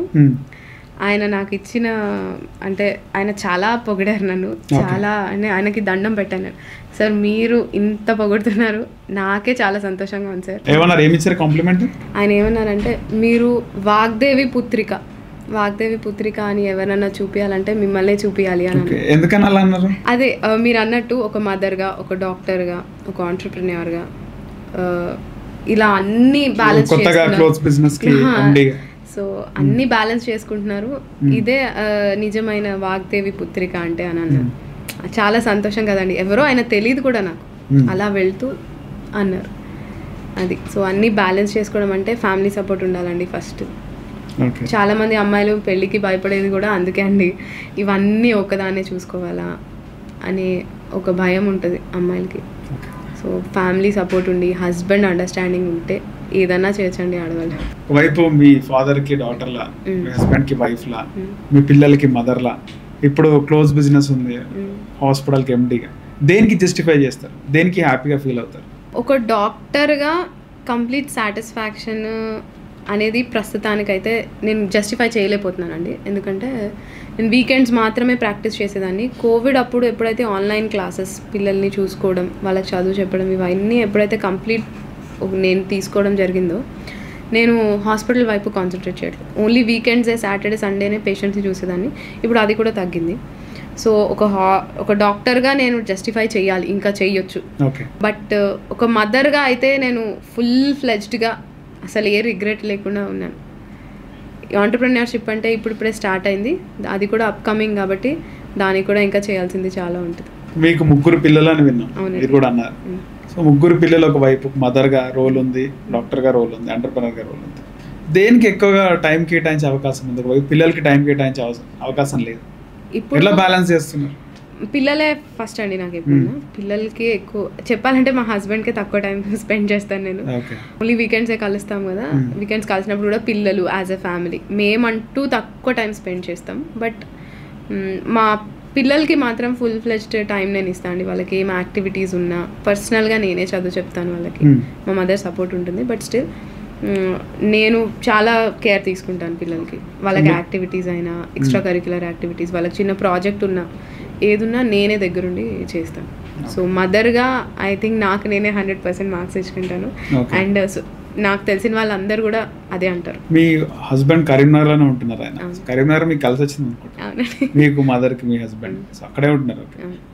ఫ్యామిలీకి టైం ఎట్లా ఇస్తున్నారు? ఫ్యామిలీతో టైం ఎలా స్పెండ్ చేస్తారు? మళ్ళీ వీకెండ్ వీకెండ్ ఫ్రైడే యాక్చువల్లీ మా పిల్లలకి సాటర్డే సండే స్కూల్ ఉండదు. సో ఫ్రైడే ఈవినింగ్ స్కూల్ అయిపోయిన తర్వాత వెళ్ళిపోతాము. మీరు వెళ్ళిపోతారు? మేము వెళ్ళిపోతాం. Okay. So Saturday Sunday complete మాత్రమే ఉంటారు. సండే ఈవినింగ్ మేము రిటర్న్ వచ్చేస్తాం మళ్ళీ. ఈ వీక్ డేస్ మధ్యలో మండే టు ఫ్రైడే ఒక రోజు ఎప్పుడన్నా ఆయన కూడా వస్తారు. ఓకే. సో అలాగా వీక్లో 4 days కలిసి ఉంటాము, 3 days దూరంగా ఉంటాం. ఓకే. సో వెళ్ళేటప్పుడు ఎట్లా ఉంటుందో, వచ్చేటప్పుడు ఎట్లా ఉంటుంది? కరీంనగర్ వచ్చేటప్పుడు చాలా హ్యాపీగా, అంటే వెళ్ళాలి, వెళ్ళిన తర్వాత మా హస్బెండ్కి ఇది చేసి పెట్టాలి, అది చేసి పెట్టాలి. నేను వెళ్ళేటప్పుడు రిటర్న్ వచ్చేటప్పుడు మాత్రం ఎవ్రీ వీక్ అది ఎంత రొటీన్ అయినా సరే బాధ బరువుగానే నేను కారు ఎక్కుతాను. మా పిల్లలు కూడా డాడీ నువ్వురా అని అంటారు. అది కొంచెం బాధగా ఉంటుంది. అంటే చదువు కోసం ఇంత దూరం వచ్చాము, అవసరమా అనే ఒక థాట్ కూడా వస్తుంది. కానీ వాళ్ళ ప్రోగ్రెస్ చూసినప్పుడు, అంటే వాళ్ళు ఎలా క్రౌడ్లో సెపరేట్గా ఇట్లా స్టాండ్ అవుట్ అవుతారు వాళ్ళు అన్నప్పుడు ఈ పడిన కష్టం అంతా జస్టిఫై అయినట్టు అనిపిస్తుంది. ప్రతి ఒక్కరి సక్సెస్ వెనకాల ఎవరో ఒకరు ఖచ్చితంగా ఉంటారంట. మీ సక్సెస్ వెనకాల ఎవరు ఉన్నారు? మీ హస్బెండ్ ఉన్నారా, లేకపోతే? నా సక్సెస్ వెనకాల 4 ఉన్నారండి. మా మదర్, మా ఫాదర్, మా సిస్టర్ నా పార్ట్నర్ కూడా MY బ్రాండ్లో, మా హస్బెండ్. ఇలా కాకుండా ఫ్రెండ్స్, ఫ్యామిలీ అంటే చాలా మంది ఉన్నారండి. నా కజిన్స్ ఉన్నారు, హనీ, చందు, రక్షిత్. వీళ్ళు ముగ్గురు ఎప్పుడు సపోర్ట్ సిస్టమ్. అంటే ఏది ఉన్నా సరే వచ్చేసి అక్క హెల్ప్ చేయాలా, వదిన హెల్ప్ చేయాలా అంటారు. మీ support and strength family and cousins. So present life ఎలా ఉంది మేడం? మీరు ఇవన్నీ చేస్తున్నారు కదా, చాలా బిజీగా గడిచిపోతుందండి లైఫ్. బట్ చెప్పాలంటే హ్యాపీగా అలా అయిపోతుంది, రోజు గడిచిపోతుంది. సాయంత్రం ఇంటికి నేను 7:30-8 వరకు వెళ్తాను. వెళ్ళేసరికి పిల్లలు తినేసి అంత రెడీగా ఉంటారు. వాళ్ళతో కొంచెం టైం స్పెండ్ చేసి పడుకొని లేచేసరికి మళ్ళీ మార్నింగ్ హసే. సో హాలిడేస్ కోసం వెయిట్ చేస్తూ ఉంటాను అనమాట. ఇప్పుడు ఫ్రైడే హాలిడే కదా, సో థర్స్డేనే కరీంనగర్ వెళ్ళిపోవచ్చు అనే ఒక ఎక్సైట్మెంట్లో ఉంటాను ఈ 3-4 days. ఫ్రైడే రోజు పండుగ ఉంది కదా, హోలీ. సో ఫ్రైడే హాలిడే కాబట్టి థర్స్డే నైటే వెళ్ళిపోవచ్చు, అంటే 1 day ఎక్స్ట్రా స్పెండ్ చేయొచ్చు. మేడం అసలు మై అపేరల్ అంటే ఏంది మేడం? myapparel.in ఇది ఎట్లా స్టార్ట్ అయిందంటే అండి, యాక్చువల్గా ఈ బిజినెస్ స్టార్ట్ చేయాలని 2016లో అనుకున్నాం, నేను మా సిస్టర్. అప్పుడే మా పెద్ద పాప శ్రేయాంశి తను పుట్టింది. తనకి ఫస్ట్ 21st day ఫంక్షన్ చేస్తాం కదా, డ్రెస్సెస్ కోసం మా చెల్లి షాపింగ్కి వెళ్ళింది, నా కోసం తను వెళ్ళిందనమాట. షాపింగ్కి వెళ్తే ఏ డ్రెస్ కూడా మాకు అంత గ్రేట్గా, పిల్లలకి కంఫర్టబుల్గా ఇప్పుడు ఉంటాయి హెవీగా నెట్ అవన్నీ ఉండే, కానీ ఆ 21 days బేబీకి ఏమేస్తాము, చాలా గుచ్చుకుంటుంది కదా. సో అప్పుడు ఆ గ్యాప్ అనేది మాకు అర్థమైంది అనమాట. ఏంటి పిల్లలకి వేయడానికి occasional wear which are comfortable also లేవు అసలు ఎక్కడ. అప్పుడు స్టార్ట్ అయింది. అప్పుడు ఏం చేసిందంటే తనే ఫ్యాబ్రిక్ తీసుకొచ్చి తనే కూర్చొని డిజైన్ చేసి టైలర్కి ఇచ్చి కుట్టిపిచ్చి వేసాం. ఆ డ్రెస్ చాలా బాగుంది, అందరు అడిగారు. అలా స్టార్ట్ అయింది. తను చిన్నప్పుడు డాల్స్కి కూడా డ్రెస్సెస్ చేసేది, చిన్న చిన్న కర్చీఫ్స్. సో ఆల్రెడీ అలా. సో పాప పుట్టిన తర్వాత కంప్లీట్గా మా ఇంట్లో ఏ ఫంక్షన్ ఉన్నా, తను ఏ బర్త్డే పార్టీకి వెళ్ళాలన్నా మేమే డిజైన్ చేసాం. మేమే క్లాత్ తీసుకొచ్చి ఆ క్లాత్ బాగుందా లేదా, గుచ్చుకుంటుందా లేదా చూసి దాన్ని పెన్ పేపర్ తీసుకొని డ్రాయింగ్ వేసుకొని టైలర్కి ఎక్స్ప్లెయిన్ చేసి అప్పుడప్పుడు వాళ్ళకి అర్థం కాదు మేము చెప్పేది. సో అలా యూనిక్ డిజైన్స్, అంటే ఆ డిజైన్స్ ఇంకెక్కడ దొరకవు మా పాప వాళ్ళు వేసుకునేవి అనేది స్టార్ట్ అయింది. స్టార్ట్ అయిన తర్వాత మా హస్బెండ్, మా పేరెంట్స్ ఉండి మీరే చేయొచ్చు కదా, ఒక బ్రాండ్ స్టార్ట్ చేయొచ్చు కదా అని అప్పుడు యాక్చువల్గా స్టార్ట్ చేద్దామని అనుకున్నాం. కానీ తను కూడా అప్పుడు చదువుకుంటుంది. సో చదువు అయిపోయాక నేను MBA చేసి వచ్చిన తర్వాత వీ విల్ స్టార్ట్ అని చెప్పి when she came back we started. ఇప్పటికీ కూడా మా పిల్లలకి చిన్న ఈవెంట్ ఉన్నా ఏదున్నా మేమే డిజైన్ చేస్తాం. అండ్ ఎవ్రీబడి చూసిన డ్రెస్ ప్రతి ఒక్కళ్ళు చాలా బాగుంది డ్రెస్, ఎక్కడ తీసుకున్నారు, ఎక్కడ చేశారు అని అలా ఎంకరేజ్మెంట్ అనమాట. ఓకే. పిల్లలు స్కూల్లో టీచర్స్ కూడా ma'am you should start something, you should start designing అని చెప్పి అలా అందరు ఎంకరేజ్, తెలిసిన వాళ్ళు తెలియని వాళ్ళు అందరూ. సో దాన్నే మేము బేస్గా తీసుకొని okay we should go. Market చూసినప్పుడు దెర్ ఇస్ అ గ్యాప్. అంటే పెద్దవాళ్ళకి చాలా డిజైన్స్ ఉంటాయి, డిజైనర్స్ ఉంటాయి, వాళ్ళు ఏదున్నా క్యారీ చేయగలుగుతారు హెవీ డ్రెస్సెస్ అని. పిల్లలు అన్నాక వాళ్ళు టెండర్గా ఉంటారు, వాళ్ళకి ఆడుకోవడానికి కంఫర్టబుల్గా ఉండాలి. సో ఎక్కువ నెట్ అవి లేకుండా వాళ్ళకి సాఫ్ట్గా ఉండే క్లాత్ చూస్ చేసుకొని మేము డిజైన్స్ చేస్తాం. క్వాలిటీ కానీ ఫ్యాబ్రిక్ కానీ డిజైనింగ్ మొత్తం మేమే చూస్తాం. సో ప్రైజెస్ ఎలా ఉంటాయి? స్టార్టింగ్ 3,000 అండి, అప్ టు 25,000 వరకు కూడా డ్రెస్సెస్ ఉన్నాయి. 3 నుంచి స్టార్ట్. ప్రజెంట్ ఉన్న సొసైటీలో చాలా వరకు షాప్స్ ఉన్నాయి, చాలా వరకు ఆన్లైన్ షాపింగ్స్ ఉన్నాయి. కానీ మీ myapparel.in ని చూస్ చేసుకోవాలంటే ఎందుకు చూస్ చేసుకోవాలంటే ఏం చెప్తారు? అదే అండి మెయిన్ రీజన్ మాది కంఫర్ట్. ఓకే. చూడడానికి డ్రెస్ గ్రాండ్గా ఉండాలి, కానీ పిల్లలకి గుచ్చుకోకూడదు. వాళ్ళ డ్రెస్లో హ్యాపీగా ఆడుకోగలగాలండి. ఆ ఫంక్షన్ ఉన్న 2-3 గంటలు మమ్మీ ఇక్కడ గుచ్చుకుంటుంది తీసే డ్రెస్ అని ఏడవడం ఉండకూడదు. చాలా వరకు చూస్తుంటాం ఫస్ట్ బర్త్డేకి చిన్నపిల్లలు ఏడుస్తుంటారు డ్రెస్ గుచ్చుకుంటే, తెచ్చే వాళ్ళు కూడా మీలాగా ఎవరు ఆలోచించలేదు. చాలా హెవీగా ఉంటాయండి ఆ డ్రెస్, చాలా హెవీగా ఉంటుంది. ఏడుస్తుంటే గుచ్చుకుంటుంది అంటుంటారు, గుచ్చుకుంటుందేమో, డ్రెస్ కంఫర్ట్ లేదేమో. ఇప్పుడు పట్లంగా వేసినా కూడా మనం దాన్ని కేర్ తీసుకొని చేయొచ్చు. ఇంత హెవీగా వర్క్ అవి పిల్లలకి ఆ వర్క్ చేయడంలో కూడా మేము యూజ్ చేసే మెటీరియల్ కూడా ఇలా మీరు టచ్ చేస్తే గుచ్చుకోదు, సాఫ్ట్గానే ఉంటుంది. సో అలాంటి మెటీరియల్ చూస్ చేసుకొని బేసికలీ మేము ఇవ్వాలనుకునేది కంఫర్ట్ విత్ గ్రాండియర్నెస్. ఒక బర్త్డేకి వేస్తున్నాను అనుకోండి, ఒక ప్రిన్సెస్ డ్రెస్ కావాలి మీకు, దాన్ని కంఫర్టబుల్గా కూడా గ్రాండ్గా చేయొచ్చు అనేది మా కాన్సెప్ట్. మీరు ఈ బిజినెస్లోకి ప్యాషన్తో వచ్చారా లేకపోతే డ్రీమ్తో? ప్యాషనే అండి, వేరే డ్రీమ్ ఏం లేదు. మా పిల్లలకి డిజైన్ చేస్తూ స్టార్ట్ అయింది. అంత కంఫర్ట్ అందరికీ ఇవ్వచ్చు కదా. దెర్ ఇస్ అ గ్యాప్, సొసైటీలో గ్యాప్ ఉంది. షాపింగ్ మాల్స్కి వెళ్ళినా ఏది వెళ్ళినా ప్రతి దగ్గర ఒకటే డిజైన్, నెట్ ఉంటుంది, ఫ్రిల్స్ ఉంటాయి, ఇక్కడ డిజైన్ ఉంటుంది. అలా కాదు, డిఫరెంట్గా చేయాలి. పిల్లలు అంటేనే అల్లరిగా ఉంటారు, ఆడుకుంటూ ఉంటారు. వాళ్ళకి చేయడం కూడా ఫన్ ఉండాలి, ఆ డ్రెస్లో ఒక ఫన్ ఫ్యాక్టర్ ఉండాలనేది మా కాన్సెప్ట్. మనీ ఎలా చేసుకుంటున్నారు ఈ బిజినెస్లో? మల్టిపుల్ సోర్సెస్ ఉన్నాయండి. మా పేరెంట్స్, మా హస్బెండ్ ఇన్వెస్ట్ చేశారు, మేము చూసుకుంటున్నాం. దీంతో పాటు మాకు వచ్చాయి ఇంకా January 1st స్టార్ట్ చేసాం.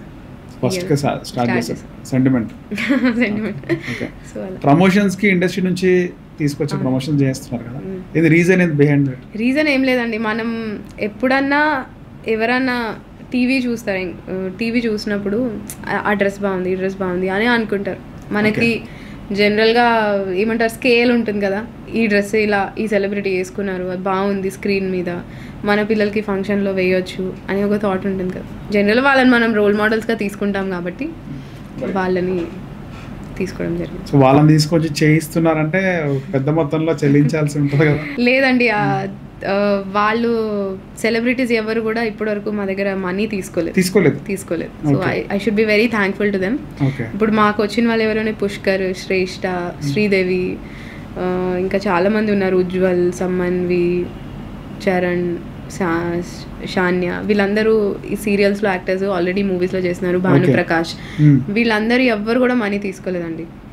ఐ షుడ్ రియలీ, అంటే వాళ్ళు ఎంత ఫేమ్ ఉన్నా సరే డౌన్ టు ఎర్త్ అని అనుకోవాలి, డబ్బులు తీసుకోకుండా వాళ్ళు ప్రమోషన్స్ చేశారు. వాళ్ళకి కూడా మేము డ్రెస్సెస్ గిఫ్ట్స్గా ఇవ్వడం, వాళ్ళ షూటింగ్స్కి మేము ప్రొవైడ్ చేయడం, వాళ్ళ ఇంట్లో ఫంక్షన్స్కి ప్రొవైడ్ చేయడం, ఇలా ఒక మ్యూచువల్ ఫ్రెండ్షిప్ లాగా ఉంది మాకు వాళ్ళతోటి. మీరు నార్మల్గా కాలేజ్ డేస్లో అంటే స్కూల్ తర్వాత మీ ఫాదర్కి బాగాలేదని చెప్పేసి డాక్టర్ అయ్యారు. పిల్లలకి సరిగా డ్రెస్సెస్ కుచ్చుకుంటున్నాయి, బాగా దొరకటని చెప్పి మీరు ఒక బిజినెస్ స్టార్ట్ చేశారు. సో ఇంకా లైఫ్లో ఏదైనా ఎదురైతే దానికి ఆ సమస్య తీర్చడానికి అది కూడా ఒక అవతారం ఎత్తుతారంటారా? అనుకుంటున్నానండి, ఏదైనా ప్రాబ్లం సొల్యూషన్ కావాలి. ఓకే. సో ఇలాంటి క్వశ్చన్ ఎవరైనా అడిగారా మేడం ఇంట్లో? అడిగారండి. హస్బెండ్ అడిగిండొచ్చు. మా హస్బెండ్ కాదండి, మాకు రెగ్యులర్గా అకౌంట్స్ హ్యాండిల్ చేసే ఆయన ఒక ఆయన ఉంటారు, ఆయన అడిగారు. అంటే మేడం పిల్లలకి బాగాలేదని పిల్లలకి చేసేసారు, డాక్టర్ అదే మీ ఫాదర్కి బాగాలేదని అయిపోయి, ఇంకా ఏ లైఫ్లో ఏ ప్రాబ్లం ఉన్నా సొల్యూషన్ పెద్దగానే తీసుకుంటారా మేడం అని అడిగారు ఆయన. మీ ఏరియా బాగా డెవలప్ కాకపోతే ఎమ్మెల్యే కూడా అయ్యే అవకాశం ఉంటుంది? లేదండి, పాలిటిక్స్ ఇంట్రెస్ట్ లేదు. పుష్పము గుర్తొస్తుంది. మేడం మీ కాలేజ్ లైఫ్ కానీ, మీ పర్సనల్ లైఫ్ కానీ, మ్యారేజ్ లైఫ్ కానీ అప్పటి నుంచి ఏదైనా మిస్ అయింది, ఈ టైంలో ఇలా జరిగితే బాగుండు అన్నదేనా ఉందా? రిగ్రెట్ ఉందా? పెద్ద రిగ్రెట్స్ ఏం లేవండి. బట్ అన్నట్టు నేను డాక్టర్ అయిన దానికి ఇంకొంచెం చేయొచ్చు, ఇంకొంచెం నా కెరియర్ డాక్టర్ వైపు కూడా డెవలప్ చేసుకోవాలి అనేది ఒక కోరిక నాకు ఇప్పటికి కూడా ఉంది. అంటే నేను ఇంకో విషయం చెప్తాను, నేను రీసెంట్గా నీట్ ఎగ్జామ్ రాసి పీజీ కూడా జాయిన్ అయ్యాను ఈ మంతే. సో హోప్ఫుల్లీ దేవుడు నాకు అంత ఓపిక ఇచ్చి అంత సపోర్ట్ని ఇస్తే అది కూడా ముందుకు తీసుకెళ్ళి. కానీ ఒకవైపు పిల్లల్ని స్కూల్ పంపించాలి, మదర్ కూడా హెల్ప్ చేస్తారు. మదర్ ఫాదర్ వాళ్ళు కంప్లీట్గా, మా మదర్ నా కోసమే విఆర్ఎస్ తీసుకున్నారండి. ఓకే. సో నేను మా సిస్టర్ బిజినెస్లో డెవలప్ అవ్వాలి, వాళ్ళ కాళ్ళ మీద వాళ్ళు నిలబడాలి, డిపెండెంట్గా ఉండకూడదు అని మా చెల్లికి చెప్తూ నీ ప్యాషన్ని నువ్వు పర్స్యూ చేయాలి అని వాళ్ళ ఎంకరేజ్మెంట్ చాలా ఉంటుంది. ఇప్పుడు నేను ఇవాళ ఇక్కడికి వచ్చానంటే మా పిల్లల స్కూల్లో వాళ్ళ ఈవెంట్స్, వాళ్ళకి ఒక ఈవెంట్ ఉంది, మా మమ్మీ వాళ్ళే చూసుకుంటారు. వాళ్ళ ఫుడ్ ఏది ఉన్నా వాళ్ళే చూసేసుకుంటారు. సో నో టెన్షన్ ఆ విషయంలో అయితే నాకు ఏ టెన్షన్ లేదు. మీరు ఇంతలా మూవ్ ఫార్వర్డ్ అవుతున్నారు కదా, హస్బెండ్ ఎలా అంటే ఏది చెప్పినా కూడా ఆయన ఓకే చేయంటారా, లేకపోతే ఇది కాదు ఇలా కాదు ఇలా చేయాలా? మా హస్బెండ్ ఎలా అంటే ఒక ఐడియా ఉందనుకోండి, దాన్ని ఆయన ఫస్ట్ యాక్సెప్ట్ చేస్తారు. ఓకే. ఎంపతి అంటారు కదా, ఆ సిచ్యువేషన్లో ఆయన ఉంటే ఎలా చేస్తారు అనేది మాకు గైడెన్స్ ఇస్తారు. ఈజ్ ఏ గ్రేట్ ఆంటర్ప్రిన్యూర్, అంటే డిఫరెంట్ బిజినెస్లో ఉన్నారు, దేంట్లో అయినా సక్సెస్ఫుల్గా చేశారు. ఎన్ని డౌన్ఫాల్స్ ఉన్నా దాన్ని ఎలా బయటికి రావాలి. సో మా హస్బెండ్ ఇన్సైట్స్ చాలా ఉంటాయి మా బిజినెస్లో అయినా, తను ఎంకరేజ్మెంట్ కానీ దాని గైడెన్స్ ఎప్పటికీ ఉంటుంది నాకు మా సిస్టర్కి. అసలు ఈ designer wear only for kids ఎందుకు, అడల్ట్ కూడా ఏమైనా ప్లాన్ చేద్దామనే థాట్ వచ్చింది? అడల్ట్ ప్లాన్ అయితే మాకేం లేదండి, ఎందుకంటే మార్కెట్లో చాలా ఉన్నాయి అడల్ట్స్కి.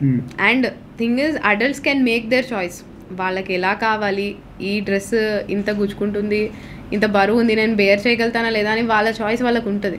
కానీ యాజ్ కిడ్స్ ఏంటంటే పేరెంట్స్ ఏది తెస్తే అది వేసుకోవాలి, అది కంఫర్ట్ లేకపోతే ఏం కాదు గంట సేపు వేసుకో అని అంటారు కదా. సో వాళ్ళకి చాయిస్, పేరెంట్స్కి చాయిస్ ఉండాలి వాళ్ళకి. సో మార్కెట్లో ఆ గ్యాప్ ఉంది కాబట్టి మేము కంఫర్టబుల్ యట్ గ్రాండ్ లుకింగ్ ఇప్పటికే అనుకున్నవన్నీ అచీవ్ చేస్తున్నారు లైఫ్లో. అసలు ఫైనల్ గోల్ ఏముందండి మీది? గోల్ ఏం లేదండి, హ్యాపీగా ఉండాలి, పిల్లలు హ్యాపీగా ఉండాలి, యాజ్ ఎ ఫ్యామిలీ అందరం హ్యాపీగా ఉండాలి. ఓకే. లైఫ్లో అన్నీ ఉన్నాయండి నాకు, అంటే నాకు ఈ బిజినెస్ అనేది ఒక ఇన్కమ్ సోర్స్గా కాదు. మా హస్బెండ్, మా parents, everything is good for me. లైఫ్లో ఏది కావాలనుకున్నా చిన్న దాని నుంచి పెద్ద దాని వరకు అన్నీ ఉన్నాయి. Now it is only just passion. ఇది సో పిల్లలకి ఒకటి ఇవ్వాలి అనుకుంటున్నాను ఈ బిజినెస్తో. అది ఓన్లీ ఏంటంటే రీచ్ అవ్వాలి పబ్లిక్కి, ఇలాంటి ఒక బ్రాండ్ ఉందని రీచ్ అవ్వాలి. Anything you want to say to the society అంటే ఏం చెప్తారు? సొసైటీకి చెప్పేంత పెద్దదాన్ని కాకపోవచ్చు, బట్ లైఫ్లో హ్యాపీనెస్, లైఫ్లో అండర్స్టాండింగ్, కపుల్స్ మధ్యలో అండర్స్టాండింగ్ అని ఫ్యామిలీ సపోర్ట్ ఉంటే ఎవరైనా ఏదైనా సాధించవచ్చు అనేది దానికి నేనే ఒక ఎగ్జాంపుల్. ఎందుకంటే మా పేరెంట్స్ అంటారు, మా పేరెంట్స్ని ఏంటి పెళ్ళి అయిపోయింది వాళ్ళకి అయినా వాళ్ళతోటే ఉంటున్నారు, వాళ్ళకి ఇంకా మీకంటూ లైఫ్ లేదా అని చాలామంది అంటూ ఉంటారు. బట్ వాళ్ళ సపోర్ట్ ఉంటేనే కదండి ఇవాళ నేను ఈ స్టేజ్కి వచ్చిన, మా చెల్లి ఏదన్నా చేయగలుగుతుంది.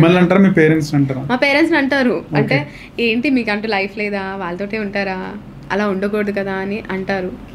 అరే మీరు చాలా బాగా చూసుకుంటున్నారు అనేవాళ్ళు ఉన్నారు, ఇలా అనేవాళ్ళు ఉన్నారు. బట్ నేను చెప్పేది ఏంటంటే మన పిల్లలకి మనమే సపోర్ట్ చేయాలి. ఇప్పుడు చిన్నప్పుడు ఎలా సపోర్ట్ చేస్తున్నారు, పెద్దయ్యాక కూడా సపోర్ట్ చేయడంలో తప్పలేదు. అండ్ వాళ్ళు సపోర్ట్ చేశారు కాబట్టే ఇవాళ నేను ఏది ఉన్నా సరే వాళ్ళ సపోర్టే. అండ్ పెళ్ళైన తర్వాత హస్బెండ్ సప్రెస్ చేస్తాడు, హస్బెండ్ చెప్పినట్టు వినాలనేది కూడా చాలా, అంటే అది కపుల్స్ మధ్యలో అండర్స్టాండింగ్ని బట్టి ఉంటుంది. అత్తగారు చెప్పినట్టు అదే చెప్తున్నాను కదండి, నాకు దేవుడు బ్లెస్సింగ్ ఏంటంటే నన్ను ఎక్కడ ఇది చెయ్యకు, నువ్వు ఇలానే ఉండాలి అనేవాళ్ళు ఎవరు లేరు. మా అత్తగారు కూడా నేను బిజినెస్ స్టార్ట్ చేశాక తాను కూడా ఫినాన్షియల్ సపోర్ట్ చేశారు. మా హస్బెండ్ ఆప్షన్ ఉండనా, మీ అత్తగారి దగ్గర ఉండే ఆప్షన్ ఉండనా మీకు? లేదండి, మా అత్తగారు కొండగట్టు అనే అక్కడ ముత్యంపేట అక్కడ ఉంటారు. కరీంనగర్ అంటే కొంచెం దూరం, 35 కిలోమీటర్స్. ఎడ్యుకేషన్ పర్పస్ ఇక్కడ ఉంటాను. సో ఎడ్యుకేషన్ కోసం ఇక్కడ ఉంటున్నాను. ఉండొచ్చు అంటే అక్కడ ఉండే పరిస్థితి లేదు, ఎందుకంటే నా ఎడ్యుకేషన్, మా హాస్పిటల్ ఇవన్నీ ఇక్కడ కాబట్టి. బట్ డెఫినెట్ కలుస్తూ ఉంటాం.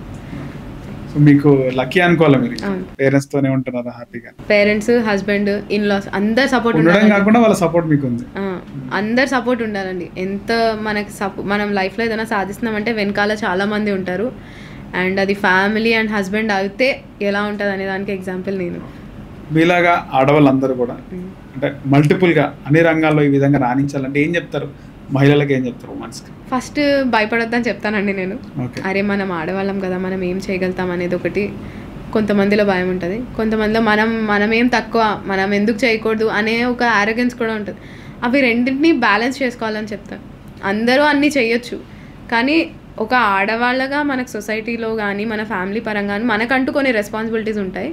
అరే ఇది అబ్బాయిలు ఎందుకు చేయకూడదు అనే ఒక కంపారిజన్ మనలో రాకూడదు.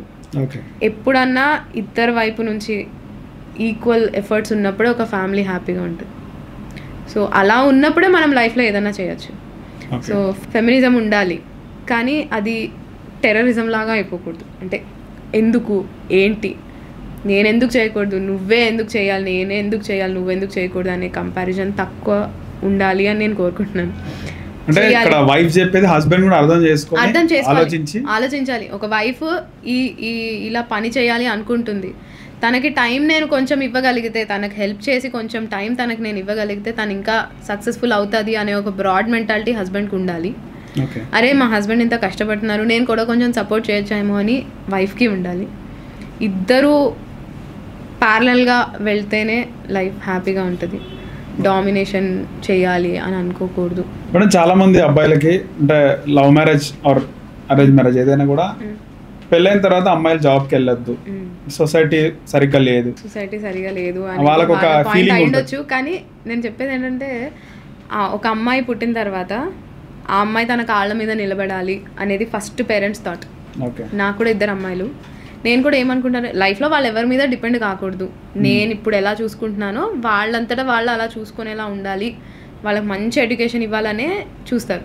సో అంత ఎడ్యుకేట్ అయిన తర్వాత ఎన్నో కష్టాలు పడి డిగ్రీలు తెచ్చుకొని ఇంకా చాలా చదివిన తర్వాత వచ్చి నువ్వు ఏం చేయకూడదు ఇంట్లో కూర్చోవాలంటే అమ్మాయిలకి అక్కడ ఫస్ట్ డిప్రెషన్ అక్కడే స్టార్ట్ అవుతుంది. అంటే అబ్బాయిలు సరిగా లేరు అనుకో, అమ్మాయిలు వాళ్ళ కాళ్ళ మీద వాళ్ళు నించోవాలి, తప్పులేదండి. అబ్బాయిలు చక్కగా చూసుకొని అన్ని తెచ్చిపెట్టి వద్దులే హాయిగా ఉందాము, నువ్వు వర్క్ నేను వర్క్ ఎందుకు, నేను ఆఫీస్కి వెళ్ళి తొందరగా వచ్చేస్తాను కదా అని నేను తెచ్చి పెడతా అనే వాళ్ళకి ఏం చెప్తారు? అనే వాళ్ళకి ఏం చెప్తానంటే రాంగ్ అని అన్నానండి. రాంగ్ డెఫినెట్గా కాదు. షేర్ చేసుకుంటున్నారు కదా అక్కడ, ఇంటి రెస్పాన్సిబిలిటీ ఒకరు తీసుకుంటున్నారు, ఫైనాన్షియల్ రెస్పాన్సిబిలిటీ ఒకరు తీసుకుంటున్నారు, హ్యాపీగా ఉండొచ్చు, హ్యాపీగా ఉండొచ్చు. కానీ అక్కడ ఏమవుతుందంటే అమ్మాయికి అండర్స్టాండింగ్ ఉండాలి ఫస్ట్. నేను మా ఫ్యామిలీ కోసమే చేస్తున్నాను, నేను ఇంట్లో ఉంటున్నాను, హౌస్ వైఫ్ అనే ఫీలింగ్ తనకు రాకుండా చూసుకునే బాధ్యత కూడా అబ్బాయికే ఉంటుంది. ఏదన్నా అడిగినప్పుడు నీకేం తెలుసు, నాకు ఎన్ని బోల్డ్ స్ట్రెస్లు ఉంటాయి, పొద్దు నుంచి ఇంట్లోనే ఉంటావు, నీకేం అర్థమవుతుంది అని అన్నారు అనుకోండి ఒక మాట. అప్పుడు ఏమవుతుంది, అప్పుడు అమ్మాయి నేను చెయ్యలేనా అనే ఒక ఫీలింగ్ స్టార్ట్. కసురుకున్నప్పుడు అంటే కోపం రావచ్చు డెఫినెట్గా. ఫైనాన్షియల్ స్ట్రెస్ ఉన్నప్పుడు టెన్షన్స్ ఉంటాయి, అవి ఫ్రస్ట్రేషన్ ఎక్కడో దగ్గర తీర్చుకోవాలి, కానీ దాన్ని తీర్చుకునే విధానం కూడా ఉంటుంది. నీకేం తెలుసు ఇంట్లో ఉండేదానివి అన్నారు అనుకోండి, ఆ ఒక్క మాట చాలు ఆ అమ్మాయికి ట్రిగర్ స్టార్ట్ అవ్వడానికి. అలానే అమ్మాయి కూడా అర్థం చేసుకోవాలి, మా ఫ్యామిలీ అనేది ఈక్వల్ రెస్పాన్సిబిలిటీ. ఇద్దరు అన్ని పనులు చేస్తే డెఫినెట్గా డిస్టర్బెన్స్ ఉంటుంది, పిల్లలు డిస్టర్బ్ అవ్వచ్చు, ఫ్యామిలీ డిస్టర్బ్ అవ్వచ్చు అనే అండర్స్టాండింగ్ వాళ్ళకు ఉందనుకోండి, హాయిగా ఇంట్లో కూర్చొని అన్ని చేసుకోవడానికి ఏం ప్రాబ్లం. సాలరీ రాగా 20-30% వాళ్ళకి ఇచ్చేయాలి, అన్ని పాకెట్ మనీ ఇచ్చేయచ్చు. అప్పుడు హ్యాపీగా పేరెంట్స్ ఇస్తారు కదండి, అలానే మీరు కూడా ఇవ్వాలి. ఇవన్నీ ఇస్తే ఇంకా ఏం గొడవలు ఉంటాయి. అప్పుడు మనం టైం స్పెండ్ చేయకుండా ఓన్లీ డబ్బులు ఉన్నాయి అనుకోండి, అదేదో సినిమాలో చెప్తుంది, ఇంట్లో అన్నీ ఉంటాయి, మిక్సీ ఉంటుంది, గ్రైండర్ ఉంటుంది అని, కానీ మాట్లాడే మనిషి ఉండరు అనేది. మనము మెషిన్స్ కాదు కదా, మనకి ఇమోషన్స్ ఉంటాయి, మనకి పర్సనల్ టచ్ ఉండాలి, ఎవరితో అన్నా మాట్లాడాలి, షేర్ చేసుకోవాలి ఎమోషన్స్. సో అవన్నీ బ్యాలెన్స్డ్గా ఉంటే అమ్మాయిలు they will be happy. So మీది love marriage, so already almost 11 years అవుతుంది. సో లవ్ ఎన్ని రోజులు ఉంటుంది మేడం? లైఫ్ లాంగ్ ఉంటుందా? లవ్ ఎక్స్పైర్ అవుతుందా పెళ్ళైన తర్వాత? తగ్గుతుందండి, డెఫినెట్ గా తగ్గుతుంది. లవ్ తగ్గుతుంది, కేరింగ్ మాత్రం ఉంటుంది. లవ్ అంటే ఎట్లా తెలుస్తుంది మీకు లవ్ తగ్గిందని? ఎట్లా తెలుస్తుంది అంటే, ఇప్పుడు నా కోసం ఒక 1 hour కలవడం కోసం డే అంతా వెయిట్ చేసే తను, ఇప్పుడు మహేష్ నాతో కొంతసేపు మాట్లాడండి, ఉండు నాకు పని ఉంది అన్నప్పుడు నీకు నా మీద ప్రేమ తగ్గిపోయింది అనే ఫీలింగ్ నాకు వస్తుంది. ప్రేమ కానీ అది కష్టపడేది నా కోసమే, నా పిల్లల కోసమే, మన కానీ బాధ్యత ఫ్యామిలీ ఉంటది. కోసం. బాధ్యత ఉంటుంది, ప్రేమ తగ్గుతుంది కానీ బాధ్యత బాధ్యత ఉంటుంది, కేరింగ్ ఉంటుంది. నేను ఎక్కడికన్నా వెళ్ళాలనుకోండి, నా వెనకాల ఇద్దరు, ఒక డ్రైవరు, నాకు అన్ని కంఫర్ట్స్ ఉన్నాయా, బండిలో పెట్రోల్ ఉందా, వెళ్ళే GPS అన్ని సెట్ చేసుకున్నావా, ఇవన్నీ కనుక్కుంటారు. అంత సెక్యూర్గా ఉందా, ఏమైనా హెల్ప్ కావాలా, నేను స్టాఫ్ని పంపానా, మమ్మీ వాళ్ళు ఉన్నారా, ఇవన్నీ చూసుకుంటారు. అది ప్రేమే కదండి, అది కూడా కేరే.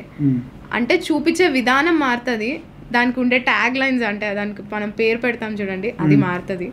కానీ కేర్, ప్రేమ బాధ్యత రూపంలో ఉంటుంది. ప్రేమ, బాధ్యత, కేర్, ఒక రెస్పాన్సిబిలిటీ ఉంటుంది. ఓకే, మీరు చక్కగా అర్థం చేసుకున్నారు. చాలా మంది అమ్మాయిలు అర్థం చేసుకుంటారు, ప్రేమ తగ్గిపోయింది సో అనుకుంటారు కదా, కానీ ప్రేమ బాధ్యత రూపంలో ఉంటుంది. ప్రేమ రూపం మారుతుంది అంతేగాని అది ఎటు పోదు. కానీ చాలా వరకు కూడా చాలా మందికి బాధ్యత కూడా తక్కువైపోతుంటది, కేరింగ్ తక్కువైపోతుంది. అన్ని రకాల అప్పుడు అమ్మాయిలు బాధపడతారు. అప్పుడు వాళ్ళు డిఫరెంట్ రోల్స్ తీసుకోవాల్సి వస్తుంది. ఒక బాధ్యత కూడా తనే తీసుకోవాల్సి వస్తుంది, పిల్లల బాధ్యత తనే తీసుకోవాల్సి వస్తుంది, ఫినాన్షియల్ తనే తీసుకోవాల్సి వస్తుంది. ఇవన్నిటి భరిస్తూ మళ్ళీ హస్బెండ్ ఏ సుపీరియర్ అనే ఒక ఆది స్ట్రెస్ కూడా తీసుకోవాల్సి వస్తుంది. ఇటువైపు ఫ్యామిలీ సపోర్ట్, హస్బెండే కదమ్మా అడ్జస్ట్ అయిపో అనే పేరెంట్స్ ఉంటారు. అలాంటప్పుడు అమ్మాయిలు అలా అగ్రెసివ్గా మారిపోతూ ఉంటారు. సో అక్కడ మిస్అండర్స్టాండింగ్స్ స్టార్ట్ అవుతాయి. ప్రేమ తగ్గినా కూడా కేరింగ్ గా బాధ్యత ఉంటే ఖచ్చితంగా ప్రేమ మారుతుంది, ప్రేమ వేరే రూపంలోకి మారుతుంది. ఖచ్చితంగా పెళ్లి చేసుకున్నందుకు అమ్మాయి పైన బాధ్యతగా ఉండాలి, లైఫ్ బాగుంటుంది. అంతే, కేర్ ఉండాలి, బాధ్యత ఉండాలి. ఓకే, పిల్లల రెస్పాన్సిబిలిటీ నీదే, నువ్వే చూసుకోవాలి అనేది ఎక్కడైతే స్టార్ట్ అవుతుందో అప్పుడు షీల్ స్టార్ట్ రిగ్రెటింగ్, అరే నేను పెళ్లి చేసుకోకపోయి ఉంటే, పిల్లల్ని కనకపోయి ఉంటే, నేను కెరియర్లో అనిపిస్తుంది కదండి, కెరియర్లో వేరే దగ్గర ఉండేదాన్ని, నా కిందే ఎవరో ఉండేవాళ్ళేమో. ఈ డింగ్స్ ఇది రావడానికి రీజన్ అదే అని నేను అనుకుంటాను. చాలా మంది అమ్మాయిలకు పిల్లలు పుట్టిన తర్వాత అనవసరంగా పెళ్లి చేసుకున్నాను, పిల్లల్ని నన్ను ఫీల్ అవుతుంటారు. కానీ అంతకుముందు ఏమో పెళ్లి చేసుకున్నాను, పిల్లలని కనాలి ప్రెషర్ వాళ్ళు ఏదో కంటారు. అంటే నా విషయంలో అవి ఏవి జరగలేదు, it is all very smooth అని చెప్పాలి. వేరే వాళ్ళకి ఎగ్జాంపుల్స్ అంతే. కొంతమంది మాట్లాడుతుంటారు కదండి ఫ్రెండ్స్, అరే అనవసరంగా పిల్లల్ని కన్నానే, కెరియర్ ఇక్కడితో ఆగిపోయింది, ఇలా కాకుండా పీజీ చేసి ఉండాల్సింది, లేదా నేను వేరే చేసి ఉండాల్సింది, తర్వాత చూసుకోవాల్సింది అని అంటారు. అంటే దేవుడు ఒక హ్యూమన్ బాడీని డిజైన్ చేసినప్పుడు ఈ ఏజ్కి ఇది జరగాలి అన్నట్టే మన బాడీ ఉంటుంది. యాజ్ అ డాక్టర్గా నేను చెప్తున్నాను, అంటే ఫీమేల్స్ కానీ మేల్స్ కానీ ఈ టైంలో ఇది జరగాలి, అది జరిగితేనే అవుట్కమ్ బాగుంటుంది. రాసి ఉండడం కాదండి, ఇప్పుడు మన యాజ్ అ డాక్టర్గా నేను చెప్తున్నాను, ఇప్పుడు ఓవరీస్ ఉన్నాయి, ఓవరీస్ ఎగ్స్ ప్రొడ్యూస్ చేస్తాయి. ఇప్పుడు మనం యంగ్గా ఉన్నప్పుడు ఆ 25 ఆ ఏజ్లో 20 to 30 మధ్యలో ఉన్నప్పుడు ఎంత హెల్తీగా మనం ఉంటామో మన బేబీస్ కూడా అంతే హెల్తీగా ఉంటారు. మన బేబీస్కి ఉండే ఐక్యూ కూడా చాలా హై ఉంటుంది. రాను ఏమవుతుంది, మనం ముసలైనట్టే ఎగ్స్ కూడా ఏజింగ్ ప్రాసెస్ అయిపోతుంది. సో దాంట్లో ఉన్న జెనెటిక్ ఏదైతే ఉందో టీలోమియర్స్ కానీ ఏమన్నా అవి డిగ్రేడ్ అవుతూ ఉంటాయి. సో అవుట్కమ్ ఏదైతే ఉందో అది మారుతుంది డెఫినెట్గా. లేట్గా పెళ్లి చేసుకోవాలి, 30-40 అంతా సెటిల్ అయిపోయిన తర్వాత అప్పుడు పిల్లలు కూడా హెల్తీగా ఉండరు, ప్రెగ్నెన్సీ కష్టమే. అలానే మన పిల్లలకి సెటిల్ అయ్యే వరకు మనం సపోర్ట్ ఇవ్వడానికి మనకు కూడా ఓపిక ఉండాలి. సో గాడ్ ఏదైనా డిజైన్ చేశాడు అంటే ఆయన చాలా వరకు కూడా అంటే సెటిల్ అవ్వాలి. కొంతమంది తొందరపడి పెళ్లి చేసుకొని విడిపోతుంటారు, కలిసి ఉన్న కష్టపడుతుంటారు. చాలా మంది కొంతమంది మెచ్యూర్గా ఆలోచించి లేట్గా పెళ్లి చేసుకోవాలి, సెట్ అయ్యాక ఎక్కడ కూడా ఎవరి దగ్గర చేజాపకుండా బోరింగ్స్ తీసుకోకుండా ఉండాలి. సో కానీ వాళ్ళకి ఏజ్ అయిపోతుంటుంది, అంటే 30+, 32, 34 అట్లా ఉంటారు. వాళ్ళ విషయంలో ఏం చెప్తానంటే అన్ని బ్యాలెన్స్ చేయడము ప్రతిసారి కుదరదు. సో మన ఫోకస్ పాయింట్ ఏముంది, వాళ్ళు ఫైనాన్షియల్లీ సెటిల్ అవ్వాలి అని వాళ్ళ ఫోకస్ పాయింట్ ఉన్నప్పుడు డెఫినెట్గా వాళ్ళు అలా డెసిషన్ తీసుకోవడమే కరెక్ట్. ఎందుకంటే తొందరగా పెళ్లి చేసుకొని ఏమి చూసుకోలేక ఇబ్బందులు పడి మిస్అండర్స్టాండింగ్స్ వచ్చి అలా విడిపోవడం కూడా కరెక్ట్ కాదు. సో లైఫ్లో సెటిల్ అవ్వడం అనేది చాలా ఇంపార్టెంట్. సెటిల్ అయిన తర్వాతనే పెళ్లి చేసుకోవాలి. కానీ సెటిల్ అవ్వడానికి మనం ఏం చేస్తున్నాం, టైం వేస్ట్ చేయకుండా ఇప్పుడు ఎంజాయ్ చేద్దాంలే, సెటిల్ అయిన తర్వాత పెళ్లి చేసుకుందాంలే అనే వాళ్ళకి అది వేస్ట్. లేదు, లైఫ్లో కష్టపడుతూ ఉన్నారు, ఇంకా సెటిల్మెంట్ రాలేదు అంటే ఓకే, డెఫినెట్గా సెటిల్ అయిన తర్వాత పెళ్లి చేసుకోవాలి. యాజ్ ఎ డాక్టర్గా చాలా వరకు కూడా డివోర్స్లు అవుతున్నాయి మధ్యకాలంలో. చాలా మంది డివోర్స్ చేసుకుంటున్నారు, కొద్దిమంది అప్రోడ్కి వెళ్ళిపోతున్నారు, ఇక్కడ పెళ్లి చేసుకొని అక్కడ డివోర్స్ తీసుకుంటున్నారు. ఏం చెప్తారు మేడం మీ డివోర్స్ పైన యాజ్ ఎ డాక్టర్? హ్యాపీగా లేకపోతే డివోర్స్ తీసుకోవచ్చండి. ఎవరి లైఫ్ అందరికీ సింగిల్ లైఫే, హస్బెండ్కి అయినా సింగిల్ లైఫే, వైఫ్ అయినా సింగిల్ లైఫ్, ఆ లైఫ్ బాధపడుతూ పుల్ ఆన్ చేసే బదులు హ్యాపీగా లేమన్నప్పుడు విడిపోయి హ్యాపీగా ఉండడంలో తప్పులేదు. కానీ విడిపోవాలనే థాట్ మనకి అంటే ఇష్టం లేదు, వాళ్ళతో మనకు కుదరదు అనే థాట్ ఐ థింక్ ఫస్ట్ 1-2 yearsలోనే తెలిసిపోతుంది మనకి. విడిపోయిన తర్వాత గ్యాప్ తీసుకుంటారు కదా మనం, చాలా మంది విడిపోయి గ్యాప్ తీసుకొని పెళ్లి చేసుకుంటారు. అది ఇంకా వాళ్ళ తెలియాలి వాళ్ళకి. అంటే ఎవరి లైఫ్లో పర్సెప్షన్స్ వాళ్ళకి డిఫరెంట్గా ఉంటాయి, పరిస్థితులు వేరేగా ఉంటాయి. సో వాళ్ళ పరిస్థితిని బట్టి ఎవరైనా లైఫ్ స్పాయిల్ చేసుకోవాలనే డెసిషన్ అయితే ఎవరు తీసుకోరు, వాళ్ళ పరిస్థితిని బట్టి తీసుకుంటారు. మీరు యాజ్ ఎ డాక్టర్గా, ఇప్పుడు యాజ్ ఎ ఎంటర్‌ప్రెన్యూర్‌గా మీరు ప్రొడక్షన్ కూడా స్టార్ట్ చేశారని తెలిసింది. సో అన్ని విధాలుగా మీరు సక్సెస్ అవ్వాలి, కావాలని మా CCTV నుంచి ప్రత్యేకంగా కోరుకుంటూ thank you madam. Thank you for coming. Thank you అండి.